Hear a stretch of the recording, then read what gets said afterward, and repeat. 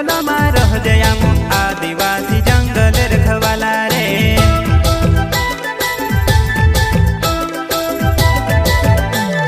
चल जंगल जमीन काज पूजे रे आदिवासी दुनिया ने रखवाला रे।